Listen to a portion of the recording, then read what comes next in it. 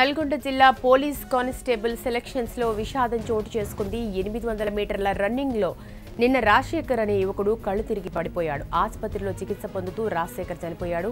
ఇక పూర్తి డీటెయిల్స్ మా రిపోర్టర్ అశోక్ అందిస్తారు. అశోక్ చెప్పండి, అసలు రాజశేఖర్ మృతికి కారణం ఏంటి? 800 మీటర్ల రన్నింగ్ లో పాల్గొనవేనా?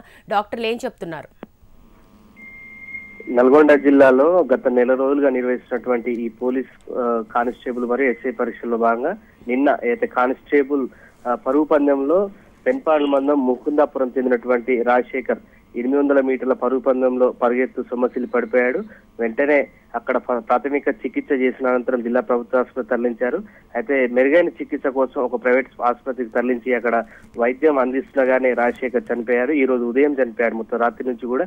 అయితే దీనికి సంబంధించి ప్రధానంగా కొంత అనారోగ్య కారణం వల్ల జరిగినట్టుగా పోలీసులు చెప్తున్నారు. మొత్తంగా చూసినట్టయితే ఒక విషయం చోటు చేసుకుంది. గత నెలలో జరుగుతున్నటువంటి ఈ పోలీస్ రిక్రూట్మెంట్లకు సంబంధించినటువంటి సెలక్షన్స్ లో ఇప్పటివరకు ఎటువంటి అపరిస్థితి జరగలేదు. కానీ నిన్న జరిగినటువంటి ఘటనలో ఈ రోజు ఉదయం ఈ రాజశేఖర్ అనే యువకుడు చనిపోవడం జరిగింది. దీనికి సంబంధించి పోలీసులు కూడా ముందు జాగ్రత్త చర్య కూడా ఇటువంటి ఘటనలు జరగకుండా పూర్తి స్థాయిలో కూడా ఏర్పాటు చేస్తున్నారు. మొత్తంగా చూసినట్టయితే నల్గొండ జిల్లాలో జరుగుతున్నటువంటి ఈ నెల రోజుల రిక్రూట్మెంట్ దాంట్లో విషయం జోడ్చుకునేది మాత్రం ఒక చేదు అనుభవాన్ని మిగిల్చింది.